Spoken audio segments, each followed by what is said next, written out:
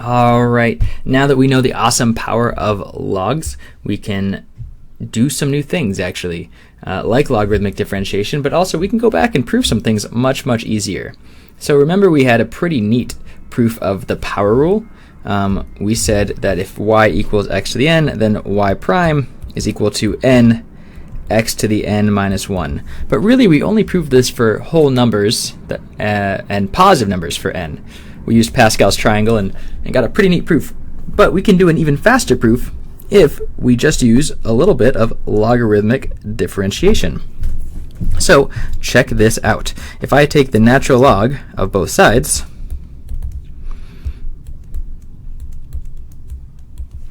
then even though this doesn't look like a big complicated derivative, it still helps us out. That n comes in front.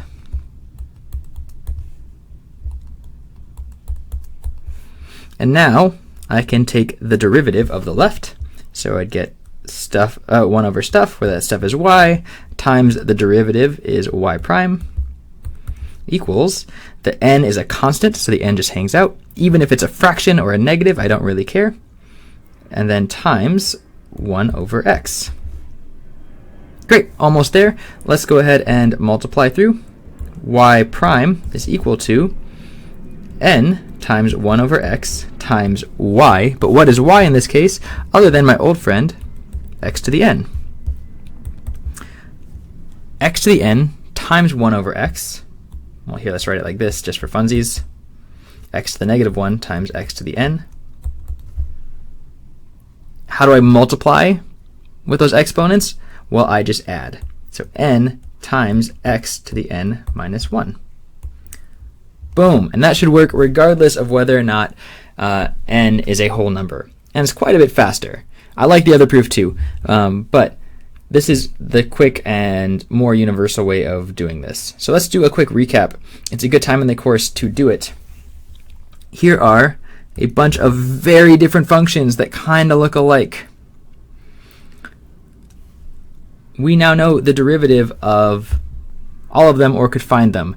So the derivative of 3 to the 3, don't be confused, 3 to the 3 is just a constant. It's actually the number 27. So the derivative of 27, let's do a little arrow here. The derivative of 27 is just a 0. It's a constant. Whereas x to the 3, that looks like a polynomial. That is a power. So the 3 comes down. X to the 3 minus 1 is a 2. 3 to the x is not a power. It's an exponential. So this is going to look like all exponentials are just, their derivative is just themselves times a constant. What constant? Natural log of 3. Right? In that amazing case where the base is an e, natural log of e is a 1, and that's why the derivative of e to the x is e to the x. And then x to the x, think about what you would do, how you would do it. We actually haven't done this before, but you now know how. Let's do a little bit of side work, shall we? How could I possibly take the derivative of y equals x to the x? Well, whenever you have an x in the base and an x in the exponent, whether it's sine of x to the cosine of x or something weird, if there's two functions of x, one in the base and one in the exponent, then the right thing to try to do is always take that natural log of both. Natural log of y is equal to the natural log of x, but then that exponent comes out front with our exponent rule. This I can take the derivative of. It's starting to look old hat. Y prime over y is that derivative. This I need to do the product rule on. Give it a try. But I'm going to leave that first thing alone. Or sorry, I'm going to take the derivative of the first thing. So I get a 1 times, leave the second alone, plus, leave the first alone, times the derivative of the second. Very cool. Let's clean this up a little bit. It looks like this should be natural log of x plus 1. X times 1 over x is a 1. Almost there.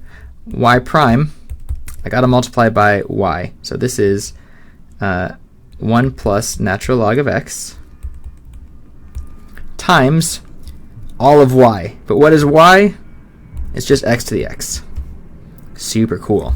All right, so that derivative is, and you don't need to memorize this, but hopefully you know how to do it, and you recognize that this is a weird function that takes special care. This derivative is 1 plus natural log of x times x to the x. Notice, by the way, that this function is bigger, this derivative is bigger than the original function, and it's bigger in a way where it keeps getting, the amount it gets bigger keeps growing also. As natural log of x gets bigger, that difference gets bigger and bigger. Okay, at least as x gets bigger, this happens. So, pretty cool that we could even think about this thing. X to the x is certainly a very weird function. It grows almost incomprehensibly fast. Okay, take a second, make sure that you understand that these are all 4 very different functions that should be treated differently, and that sinks in, because I guarantee you people are going to make this mistake, sometimes just because they're going fast. They're going to treat one like a different type. Okay, hey, I don't think I proved the product rule for you back in the day. Turns out we can prove this one really fast as well, doing the same darn thing. If I have the product of 2 functions, holy cow, these logarithms are the best. Let's give this a try. Natural log of y is equal to natural log of f times g. But I know what to do with a product inside of a logarithm.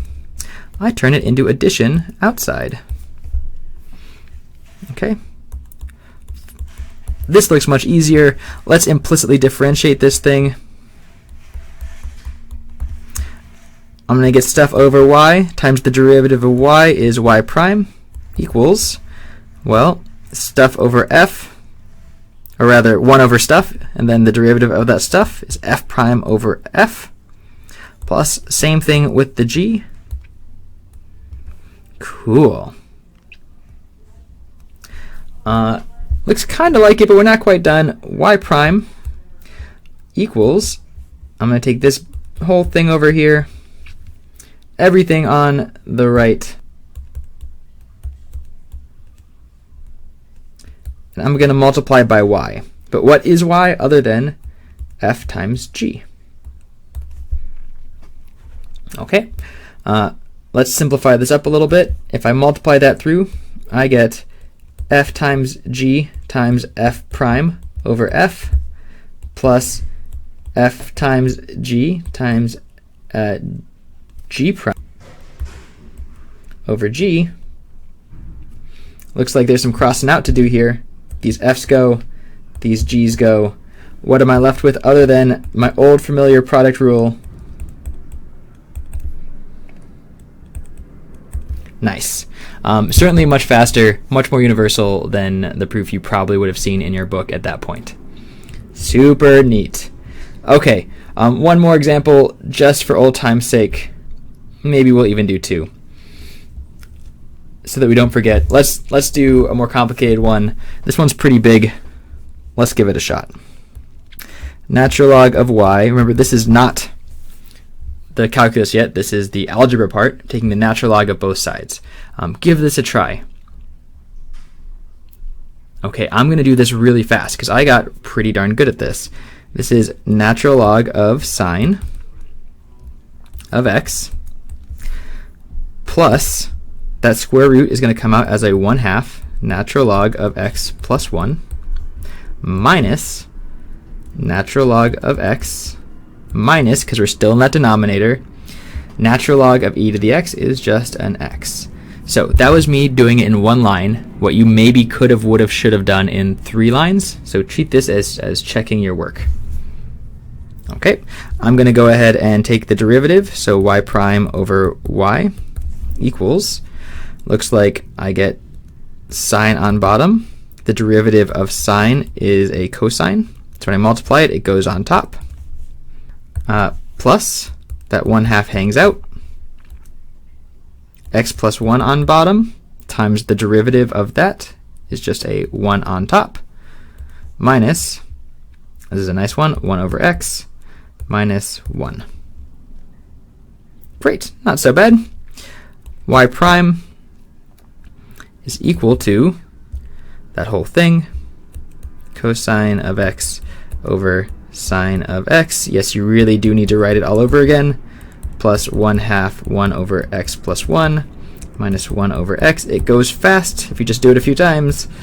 Times that whole big thing we started with is my y.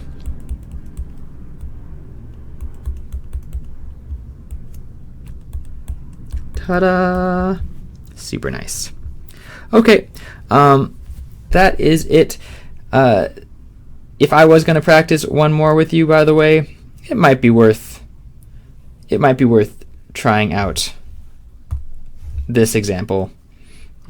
Something like y equals, I don't know, x to the sine of x. Something that's really straightforward, but just looks different. So I'm going to leave this one with you for future work. It looks just like that, x to the x1. So give that one a try on your own time. I think I'm going to end this video, however, right here.